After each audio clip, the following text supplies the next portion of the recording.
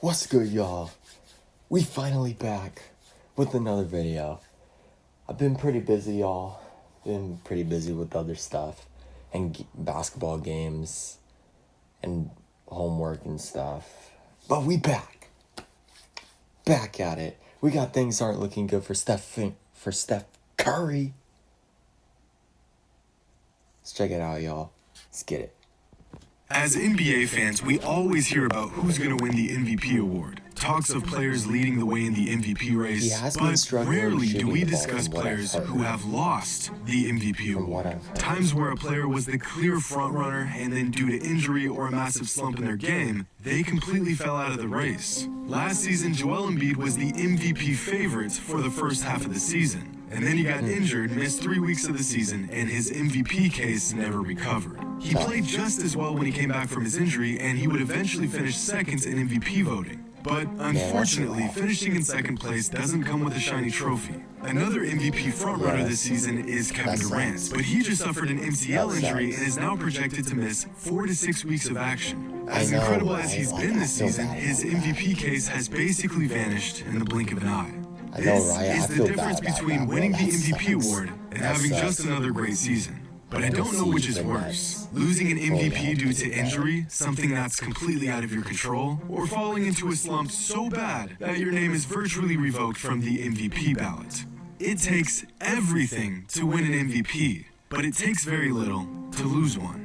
And right now, Stephen Curry is setting a prime example of this. After breaking the NBA's all-time three-point record, it seems like Curry has spent the last 2 weeks doing his best reenactment of Space Jam. No. The other one. His powers have been stolen from him, like he's been nerfed by the basketball gods. The man is going through a slump, and it may just cost him an MVP award. But he's not the first to experience this. But I do know he's been. Today's video is brought to you by SeatGeek. With live events making a comeback and a new NBA season upon us, SeatGeek is here to get us back in the action. Check this out. Just download the SeatGeek. Thank you. Different place. Hand checking was still allowed, teams averaged only 95 points a game, and the Kings were a 61-win team. Boy, how the times have changed. The face of the NBA at the time was Shaquille O'Neal, on a quest to lead the Lakers to their third straight championship. That season, Shaq was second in points per game, led the league in PER, box plus minus, and win shares. The dude was unstoppable, and he started the season with a streak of games that put him on top of the MVP leaderboard. In the first 9 games of the season, Shaq averaged 30 and 12 a game, while leading the Lakers to a 9-1 record. He was even shooting 60% from the line, an excellent rate for the Diesel. The season just started, and the MVP award was already his to lose. And that's exactly what happened. Because after getting out to a hot start, Shaq would go on to have the worst stretch of games of his prime. The next 6 games, Shaq would go on to average just 16 points and 8 rebounds while shooting 34% from the line. His average game score fell from a ridiculous 23.6 to just 13.9. And quickly, the narrative around the MVP discussion shifted.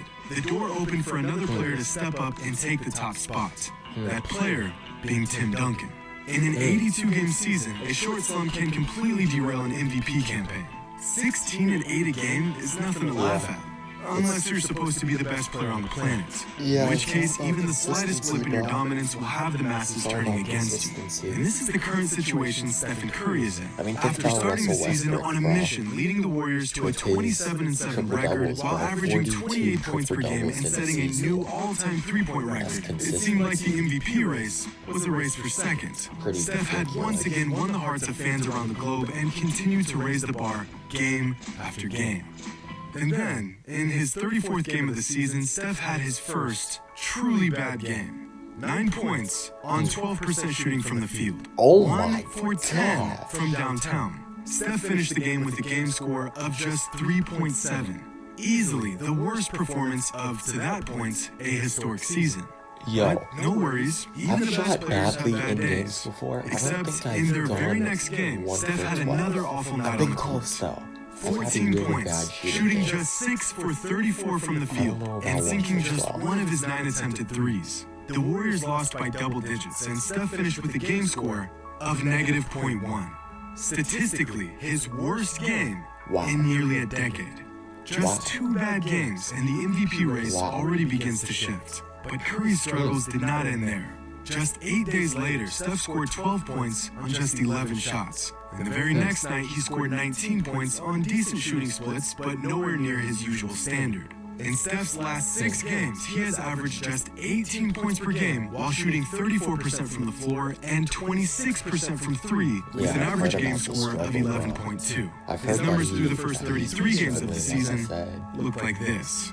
This is Wow. all it takes for a player to go from the clear frontrunner for the MVP award to 7th place. The culmination of 6 mediocre games and the MVP award is completely up for grabs again. And a rapid turn of events like this really makes you think about how fragile the state of the NBA hierarchy really is. The consistency of all-time great players is incredible, to the point where even a handful of Yeah, bad that's games something can we change gotta the appreciate, perception bro. of that player, or at least the season they're having. That's something we gotta appreciate, bro, because think about it. There's a lot more that goes into every single game other than just them showing up and playing. They work out multiple times every day. They have, like, they go on, like, special diets and stuff. They travel, bro. And, like, the back-to-back game situation, you know? I think the NBA has tried to lower, like, the amount of back-to-back games throughout the season, but, like, even still, it's just crazy, y'all. There's so much that goes on behind the scenes that we don't really even When an acknowledge. MVP award can completely change a player's legacy, and a Ridiculous. streak of bad games can cost a player an MVP award, it kind of makes you look at the whole thing from a different perspective.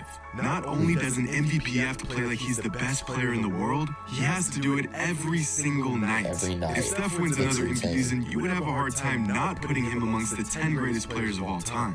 But without the award, he is still on the outside looking in. And this may just be the case all because of a short stint of bad games. Consistency is And key, that's tough, and a bro. great It's example like of he's consistency such is an Kevin incredible Durant, player. who may just be one of the most consistently great players in NBA history. In fact, KD. at his worst, he's still better than most players could ever dream of being. The worst stretch of games Kevin Durant has had throughout his prime years came in the 2016-2017 season, when he averaged just 20.3 points per game while shooting 30% from 3 for an 8-game stretch. Throughout these 8 games, KD had an average game score of 16.7, which is still really good. For perspective, this season Devin Booker is slated to be an all-star. His average game score this season is 15.9. Kevin Durant, at his absolute worst, is still more productive and efficient than a prime Devin Booker. And Wow. no one is immune to a bad slump. LeBron James has had one, and unfortunately for him, it couldn't have came at a worse time. In 2011, LeBron was at his absolute peak, and through the first 3 rounds of the playoffs, he proved his dominance by averaging 26 points per game and leading the Heat on a 12-3 run to the finals. And then, the collapse happened.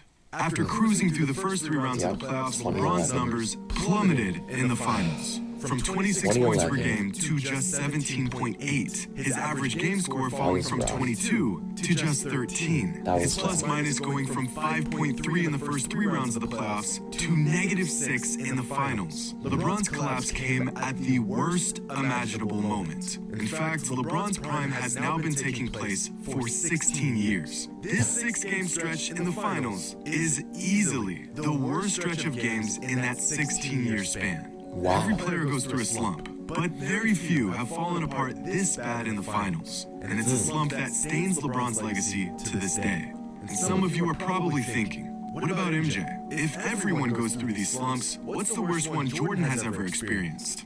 Well, I searched. I scoured for the worst stretch of games of Michael Jordan's prime years in the NBA. And what I He's an found MJ fan. was actually not that surprising. Keep In that his in last mind. season with the Bulls, at the ripe old age of Just saying. 35, Michael Jordan had a 12-game stretch that ended up being the worst of his entire career up to that point. Throughout this stretch, MJ shot 45% from the field and shot just 13% from 3.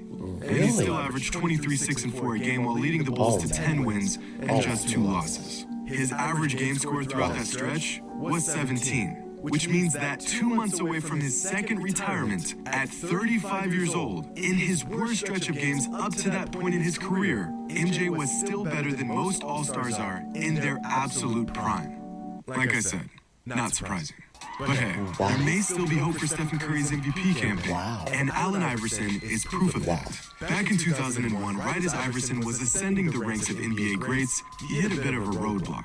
An 8-game stretch at the beginning of the season where he only averaged 18.9 points per game while shooting just 38% from the field. He was struggling to get to the line and had an average game score of just 10. And considering that the average game score across the NBA is 10, Iverson was literally playing like an average player. But by the 14th game of the season, Iverson got his powers back, and everything changed. In the last 58 games of the season, AI went on to average 34 points per game while shooting 49% from the field. His free throws went through the roof, he became a fan favorite, and the Sixers finished the season with the best record in the East. His average game score skyrocketing to 21.4. So it is possible to go through a dry spell in a season and still win the MVP award. I mean, it may take one of the most spectacular stretch of games to make up for the bad ones, but spectacular is Steph's middle name. Actually, Stefan's middle name is Stephen, but that's neither here nor there. With Kevin Durant out for the next 4 to 6 weeks, it looks like, at the moment, the MVP is a toss-up between Giannis, which would be his 3rd MVP in 4 seasons, and Nikola Jokic, who would be the first center in 40 years to win back-to-back MVPs. In a season where LeBron is playing like he's 25, Kevin Durant has hit his 3rd peak, and Stephen Curry has officially become the three-point god, it's looking like none of these all-time greats will go home with the coveted award. As NBA fans, we have a very short attention span. We see something we like, we praise it, we create unrealistic expectations, and then when a great player inevitably fails to meet these absurd expectations, we're quick to find the next best thing. And the fact that a player can go from the clear favorite in the MVP race to nearly being out of the race in just 6 games is proof of that. Hope you all enjoyed, and as always, until next time. Hey y'all, I'ma say this. I think Steph is gonna bounce back. I think he'll bounce back. You know, everyone goes through some rough games sometimes. It happens, but I think he'll bounce back personally. But let me know what you guys thought about this video. Another great video from Jimmy High Roller, y'all. Yeah, man. I'll catch you all in the next one.